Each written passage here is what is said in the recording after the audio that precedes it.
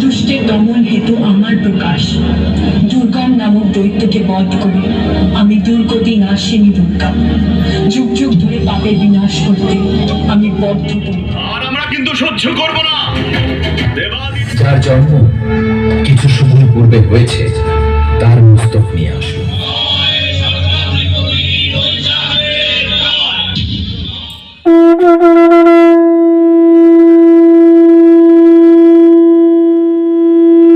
তুমি চিন্তা করো না মা, আমি এই স্থানের রক্ষা করব। আমি তোমার সেবা করতেই তো এসেছি মা। আচ্ছা, কিন্তু তুমি তা কিভাবে করবে পুত্র? আমি ঠিক করতে পারবো মা।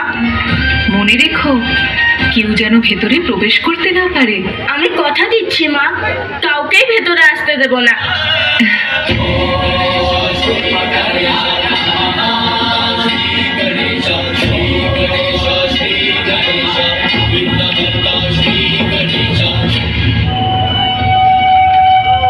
প্রভু শিব শঙ্করের জয়! প্রভু শিব শঙ্করের জয়! প্রভু শিব শঙ্করের জয়! দাঁড়ান, আপনি হয়তো মন দিয়ে শোনেননি যে কারোর ভিতরে যাওয়ার অনুমতি নেই।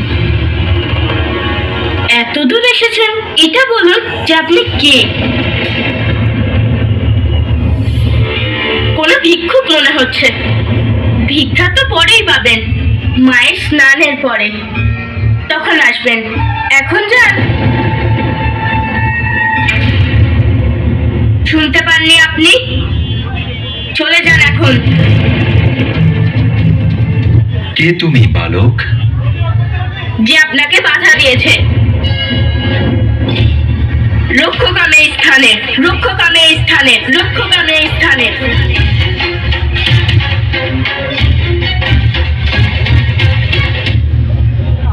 এসেছেন তো আপনি, আপনি দিন পরিচয়।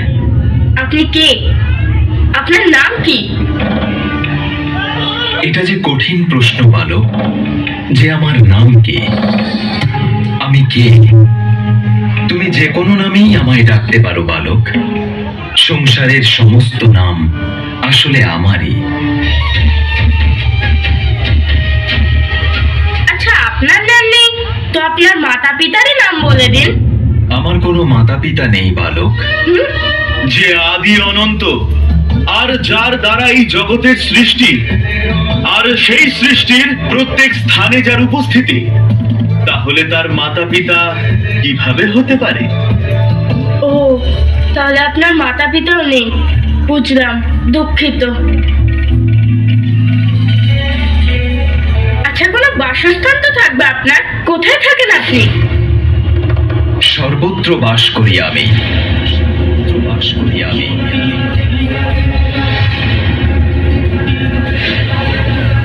ধরিত্রী,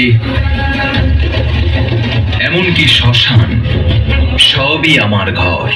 এমন কোনো একটাও ঘর নেই যা আমায় বাঁধতে পারে।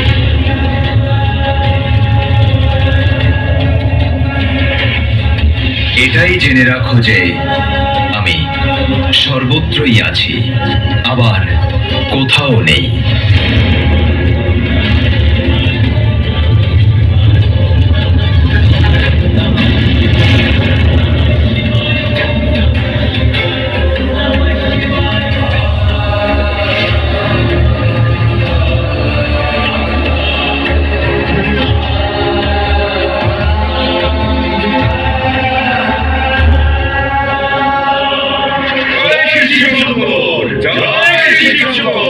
আচ্ছা বালক, অনেক হয়েছে বাক্যালা, এবার আমাদের যেতে দাও। যেতে দেবো? কখনোই নয়। আমার মায়ের আদেশ, কাউকে ভেতরে যেতে দেবে না। আর আমার মায়ের আদেশ আমার কাছে সব থেকে গুরুত্বপূর্ণ। বালক, তোমার মায়ের প্রতি তোমার ভক্তি দেখে আমি প্রসন্ন হয়েছি। ব্যাস ভিক্ষুক, ব্যাস। আমি তোমার মুখ থেকে আর একটা শব্দ শুনতে চাই না। আমি যা বলে দিয়েছি তা বলে দিয়েছি। কারোর ভেতরে যাওয়ার কোনো অনুমতি নেই। বালক, তুমি আমাদের প্রবেশ না করতে দিলে আমরা কিন্তু বল প্রয়োগ করব।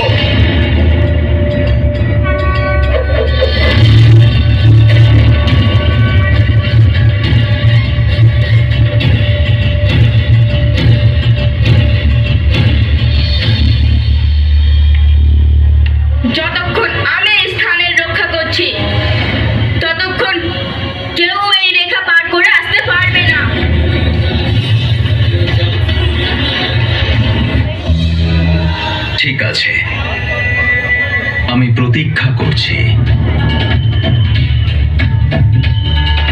প্রভু কোন রকম দণ্ডই দিলেন নাই বালককে, ওর কথা মেনে নিলেন, কিন্তু কেন?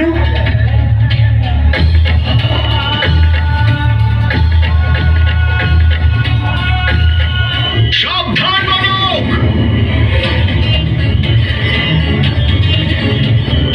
আমাদের প্রভুকে তুমি চেনো না বালক, উনি সর্বশ্রেষ্ঠ দেবাদিদেব উনি, আর ওনার ক্রোধ অত্যন্ত ভয়ঙ্কর। হ্যাঁ, তা হয়তো হতে পারে, তাতে আমার কিসের ভয়? ভয় করো বালক, ভয় করো, কারণ উনি হলেন সেই প্রভু শিব শঙ্কর, যিনি এই সৃষ্টির রচয়িতা।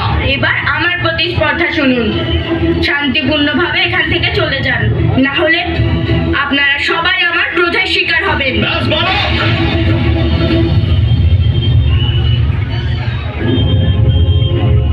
আর আমরা কিন্তু সহ্য করব না। দেবাদিদেব মহাদেব হলেন আমাদের প্রভু, আর ওনার পথ কেউ আটকাতে পারে না।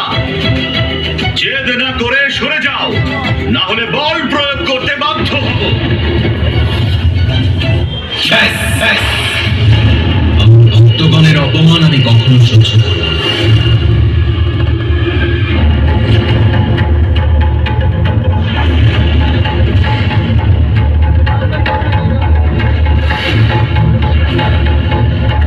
তুমি তোমার ঔদ্ধত্যের সীমা ছাড়িয়ে গেছো। সত্যি বলেছেন আপনি, আপনারা সবাই সীমা লঙ্ঘন করেছেন।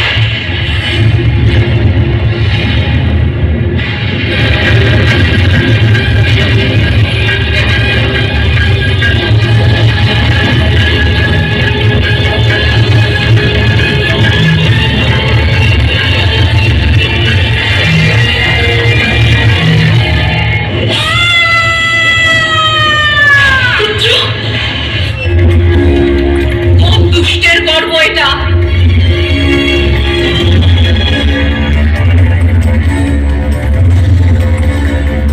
কে সে যে এই মুহূর্তে ঘোর অন্ধকারে বিলীন হয়ে যেতে চায়?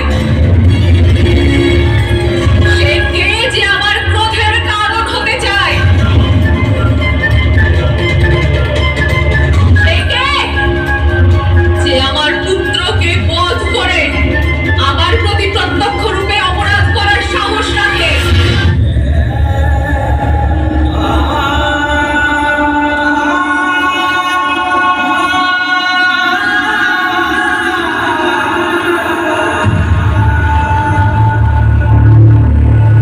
তোমার অপরাধে আমি পার্বতী,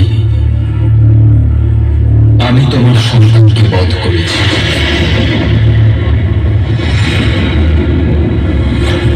কাউকে ভেতরে প্রবেশ করতে দেয়নি না আমার পুত্র? আপনাদের কথা অনুসারে সেটাই ছিল ওর অপরাধ।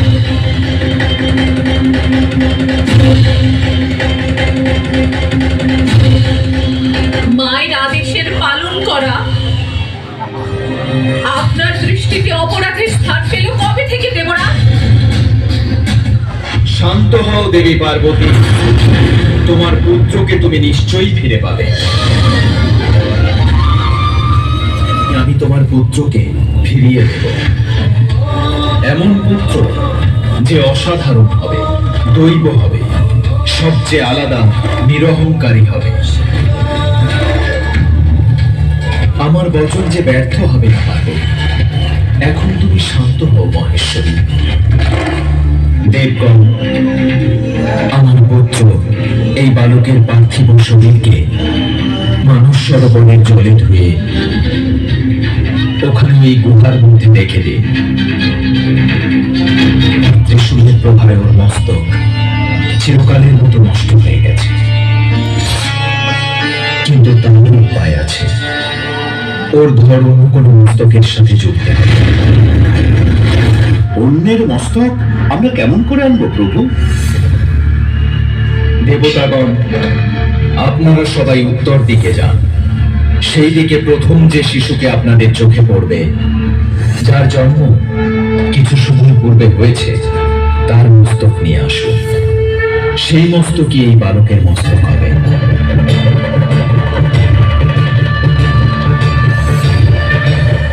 এই কাজটা করার সময় দুটো জিনিস অবশ্যই মনে রাখবে।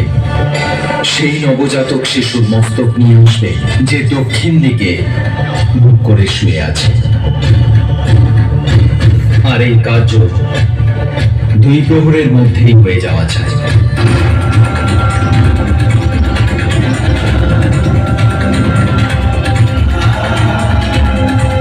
আপনার হাতে সংসারীটা নিয়ে এসেছি, একটা মস্তক।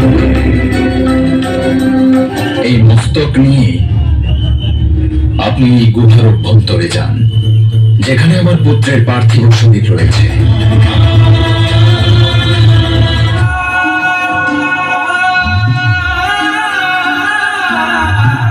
নিশ্চিন্ত থাকো পার্বতী, কিছুক্ষণের মধ্যেই তোমার পুত্র তোমার কাছেই ফিরে আসবে।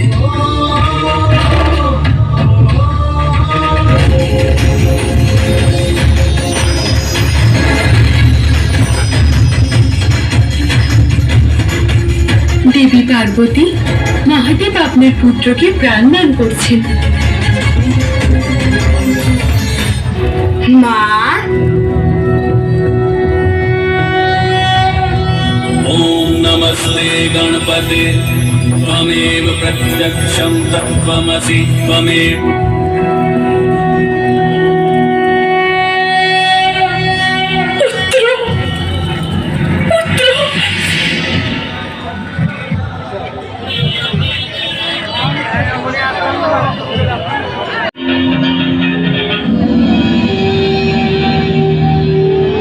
আমি আত্মাশক্তি, আমি সৃষ্টির আদি, আমি অন্ত। সমগ্র জগৎ আমাতেই বিলীন। আমি মহামায়া, মহাবিদ্যা, পরমা প্রকৃতি। ব্রহ্মা বিষ্ণু মহেশ্বরের দেহ সম্ভূত তেজ থেকে আমার সৃষ্টি। আমি শব্দ ব্রহ্মরূপা, আমি মেধা স্বরূপা সরস্বতী। আমি বিষ্ণু বক্ষ বিলাসিনী লক্ষ্মী, আমি শিব বক্ষ বাসিনী গৌরী। দুষ্টের দমন হেতু আমার প্রকাশ। দুর্গম নামক দৈত্যকে বধ করে আমি দুর্গতি নাশিনী দুর্গা। যুগ যুগ ধরে পাপের বিনাশ করতে আমি বদ্ধপরিকর।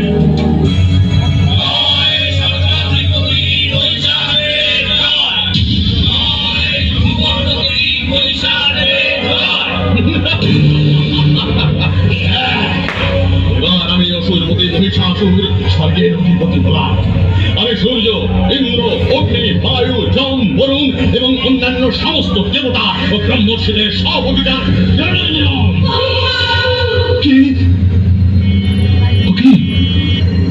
কৃষ্ণরাজ, কৃষ্ণরাজ